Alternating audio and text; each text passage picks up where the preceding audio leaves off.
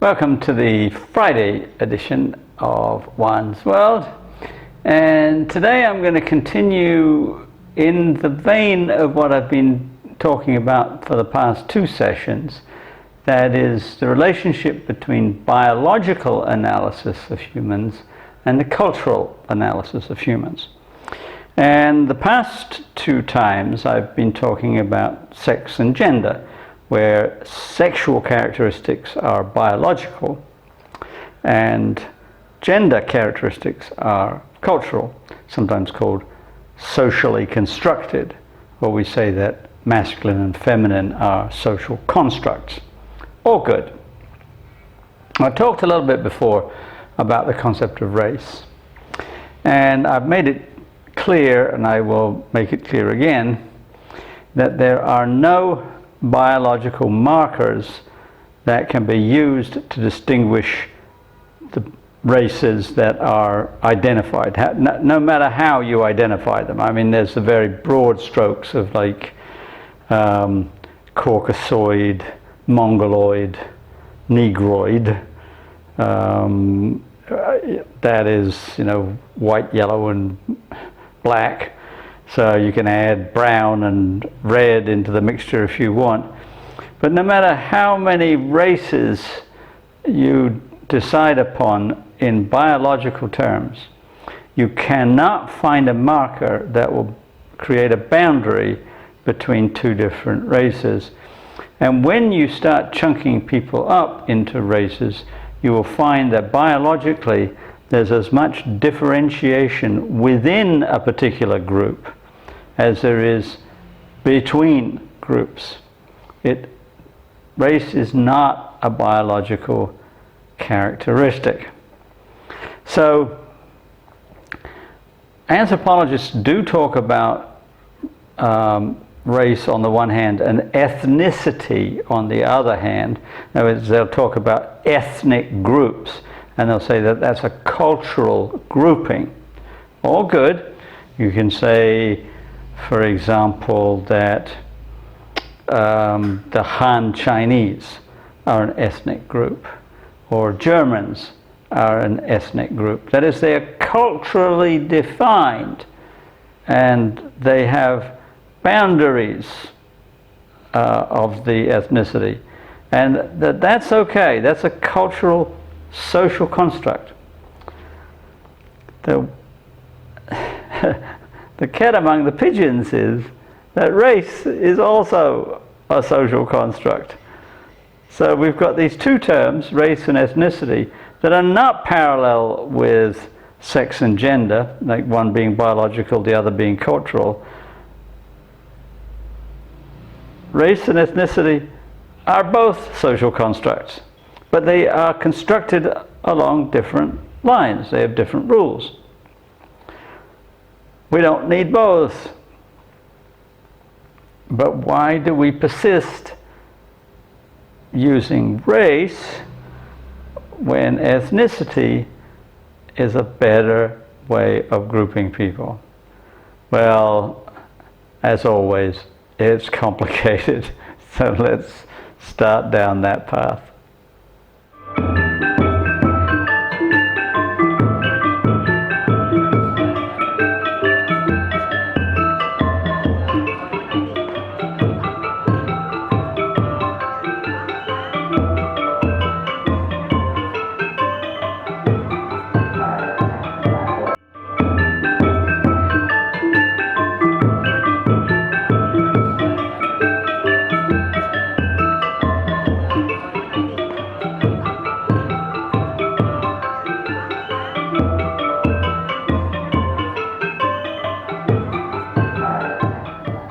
Now, the last time I talked about race, I did begin to problematize the idea a little bit.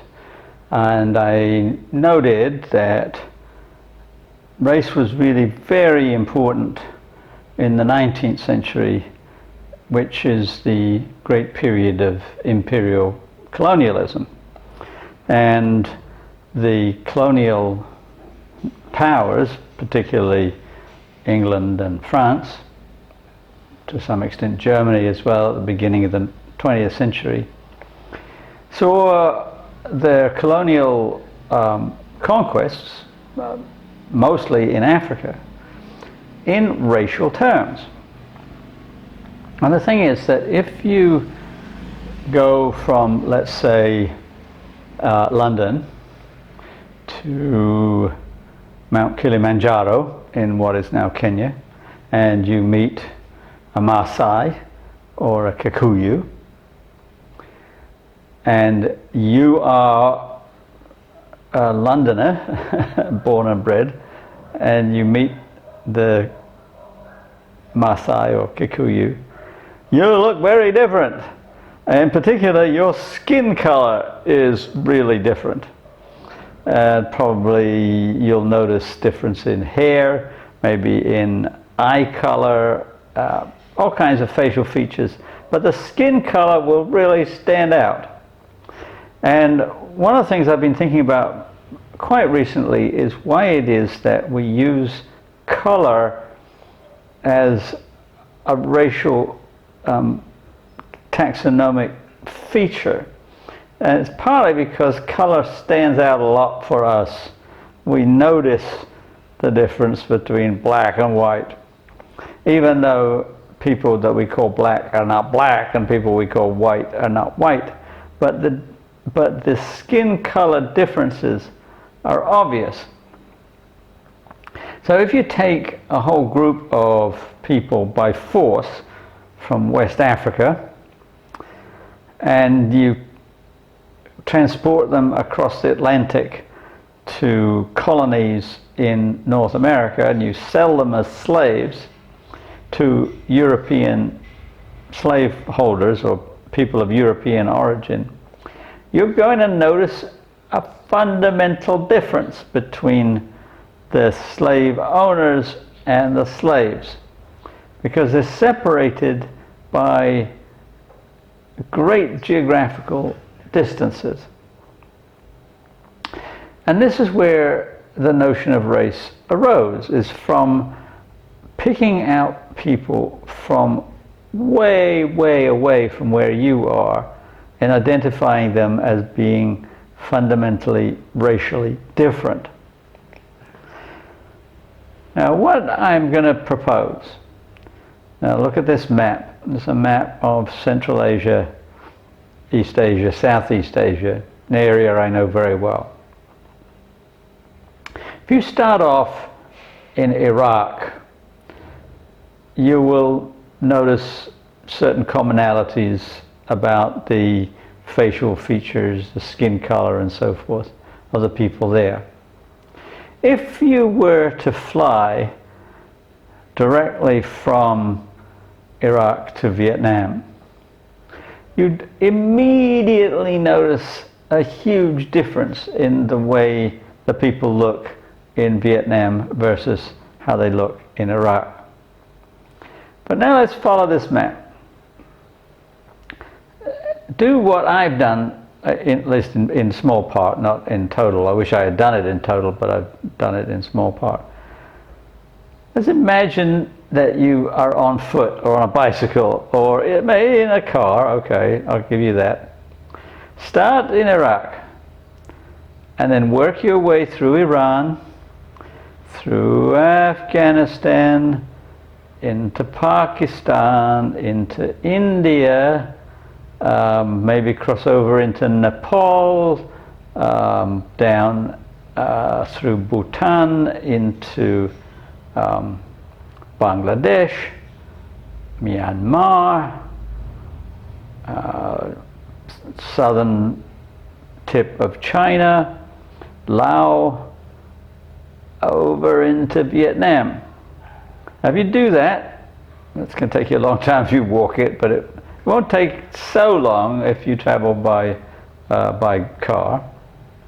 But you'll notice gradual changes in the way people look. It's not sudden. It's not like you get to the border of Pakistan and boom, all of a sudden the people have changed from Afghani to Pakistani.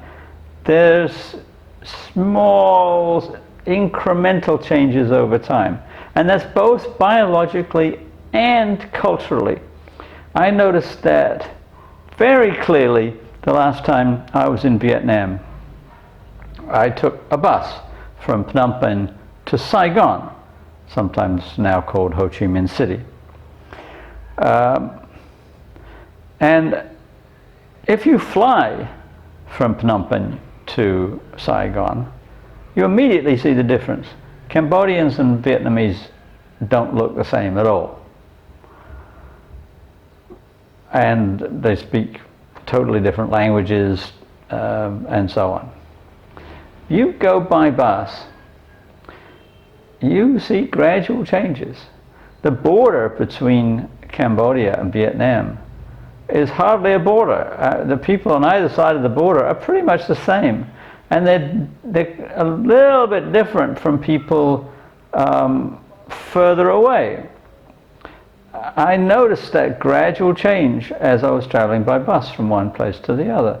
I couldn't tell the difference between the people on the Cambodian side of the border and the people directly on the Vietnamese side of the border. Not a chance. But I certainly knew when I got to Saigon who was Vietnamese and who wasn't. Now that kind of gradual change over long periods of time biologically is known as a cline, C-L-I-N-E. That is a gradual, slow, almost imperceptible change biologically from one region to another. And there are some very well-known clines. There's what's called the Circumpolar Cline of seagulls, which is fascinating. There are two groups of seagulls that nest on cliffs in Scotland, and they're considered to be two different species because they cannot mate with one another. And that's one of the definitions of a species, is two populations that can interbreed successfully and produce fertile offspring. And these two gulls cannot successfully mate. But here's the really fascinating thing. Each one can successfully mate with populations of gulls to either side of them. And if you draw a line, let's call one group A, and if you draw a line for the gulls that they can mate with, we can call them A2 or A3, you know, and they can mate with the ones next to them, and they can mate with the ones next to them, and they can mate with the ones next to them. When you go all around the North Pole in a cline, you get back to the other species of gull that cannot mate with the ones that they are nesting with. But they share genetic material because they exist on a cline. And the same thing you can see culturally. The Sami people used to be called Lapps, who live in the northern parts of Scandinavia, stretching from Norway all the way across to Finland. They speak a variety of dialects of Sami. If you start in the very south and you analyze that dialect, then their neighbors speak a very, very similar form of Sami, but it's a slightly different dialect. And then their neighbors to the north of them speak also a slightly different dialect, and so on. I think there are about 11 or 12 different dialects in what we will call a dialect chain or dialect cline. So the dialects change very subtly over the course of the cline, but the people in the very south and the people in the very north cannot understand each other. As far as they're concerned, they're speaking two different languages. But the dialects in between are all changing very, very slightly from one to the other. In fact, that is how we've hypothesized that languages develop. The two dialects get further and further and further apart to the point where they no longer can understand each other. That's a cline. Biological characteristics of humans exist on clines.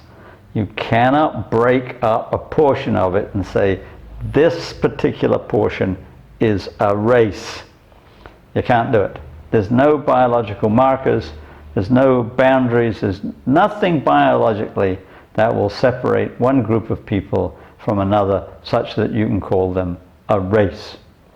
And part of the reason that we can assert this with great certainty is that race is not a taxonomic category. Species is in fact the only one that really works at all well. We can say that one species exists as an interbreeding population sharing genetic material. That's the only absolutely ironclad biological taxonomic classification. Everything else is to a degree arbitrary, and race, which is on the Linnaean classification system, is just a matter of choice, based on, and it doesn't just exist within humans. You can talk about races of pigeons or races of dogs. Like obviously there are different kinds of dogs, Basset Hound, Greyhound, Great Dane, Bloodhound, so on. They're thought of as races because they're physically different, but they can all interbreed. They're all dogs, and they're on a cline. You cannot. You can look at a certain kind of dog and say this is an archetypical greyhound, and it has a pedigree and everything to prove it.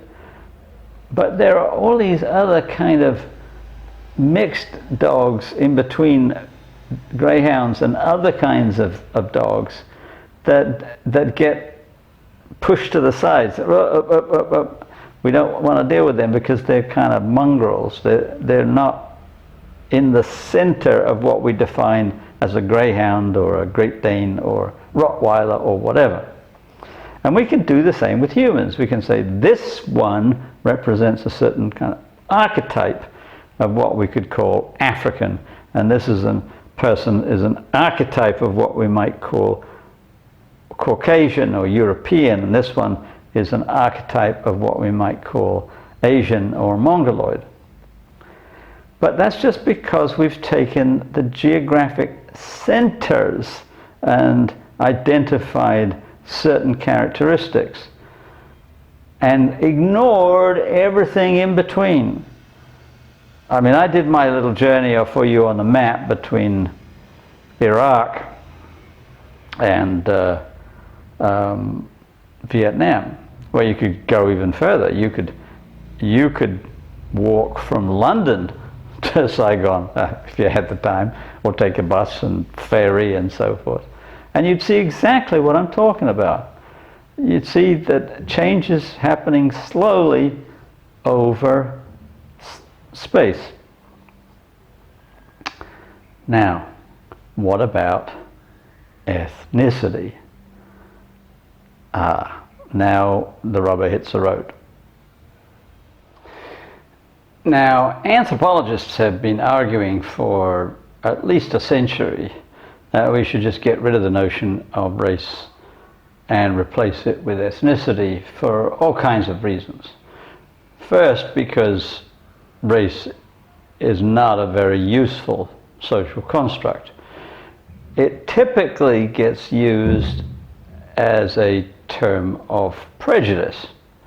The sociologist W.B. Du Bois, who I mentioned when I was talking about race before, used to differentiate between people who he called racialists, that is, people who can identify races and believe that races exist, versus racists who believes that one race is superior to another. And he said that he was a racialist. He accepted the existence of races, but was not a racist. Well, I'd actually disagree. I think he was a racist. And he was all kinds of things. He was a eugenicist. He believes that 90% of most populations, particularly the African American population, should be sterilized because they were useless people and shouldn't reproduce. And a lot of his work was actually incorporated by other people in the United States and imported into Germany by Nazis and used by them. Not a good history. So I'm not sure that the racialist versus racist distinction is very useful. I think that we're better off getting rid of the notion of race altogether and looking at a better way of thinking about how we can or might classify people. And ethnicity is a much better but not perfect method of classification. By ethnicity we mean a group of people who share all kinds of traits. And some of them may be physical and many of them are cultural. That is, they share a language or maybe a dialect. They share behaviors, certain ways of dressing, food ways, certain things that they consider to be their cultural identity in food. Like for example, the haggis in Scotland, wearing a kilt, playing the bagpipes, speaking Scots dialect and so forth. That all identifies Scots as an ethnicity. In racial terms, you might want to think of them as all being white, but they're different from people who are ethnically English or ethnically French and so on. And ethnicity covers all manner of cultural behaviors, religion, music, dance, recipes, you name it. So that you can, and physical features that you're more likely to see among the Celtic fringe of Britain, that is Wales and Ireland and so forth. You're more likely to see people with blonde or red hair, blue eyes. You can think about Scandinavians as well, with greater predominance of blonde hair and so forth. That ethnicity can include some physical features along with the cultural features. Now, the thing about ethnicity that's really important is that the people who belong to a particular ethnicity agree that they belong to that ethnicity. They say, I am Scottish, I am French, I am so and so. Now here is where it also gets complicated, because it gets confused with nationality. You could, for example, look at nations like Germany or Italy, and at some level from the outside you could say they're all ethnically German in Germany or ethnically Italian in Italy. But it doesn't really work when you actually go to Italy and you find, oh, well, yes, there's ethnic differences there. One of the fundamental differences in Italy is the ethnicity of the south and the ethnicity of the north. And they all assert to this. People who live in Lombardy, that's in the north, will make fun of people who come from Calabria in the south, and vice versa. That the south is considered to be, kind of friendly, but not very well educated, rural people, the typical ethnic slurs of rural people being kind of dumb. But internally they'll say that we are friendly, we like to eat, we like to have parties, whereas the people in the north are all standoffish and snobbish and whatnot, and vice versa. So, and that's just broad strokes. Like Sicily is part of the nation of Italy, but Sicilians are a completely different ethnicity. They don't even speak Italian most of the time. They speak Sicilian. And one can make an argument that Sicilian is a dialect of Italian, but it's a very long way from a Sicilian to standard Italian. So you take any nation and you can break them up into ethnicities. Spain is another example. Spain is a hodgepodge of Andalusians, Galicians, Catalonians, Castilians, not to mention Basques, who just are altogether different entirely. But they all see themselves in ethnic terms. The Galicians, for example, the Catalonians, speak a very specific dialect that is not intelligible to standard Spanish. I can't understand Catalan at all. The dialects of Spanish throughout all of South America are mutually intelligible, but the dialects within Spain are not mutually intelligible. It's a great mystery in some respects. But people from Catalonia identify ethnically as Catalan. The Galicians identify ethnically as Galician, and so forth. That the social construct of ethnicity is very powerful. And it has ramifications, and has had ramifications historically throughout the world for hundreds and hundreds of years, because people who identify as similar ethnically want to be autonomous. They want to be able to rule themselves. But empires have a tendency not to like that kind of thing. They want to control large swaths of the world.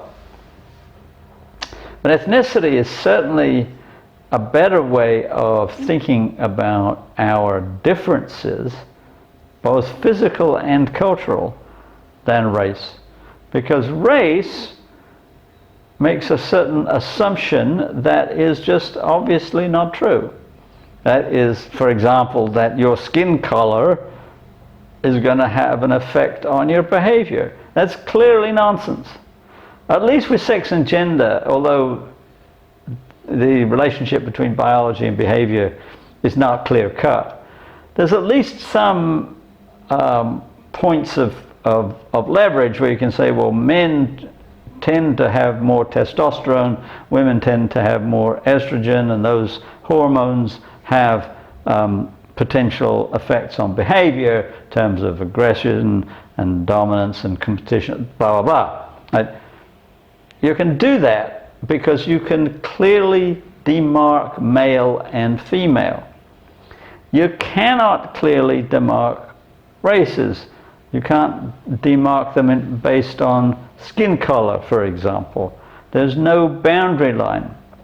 There are boundary lines with ethnicity. People agree that they belong to a certain ethnic group, and that they have a unity based on their membership within that ethnicity.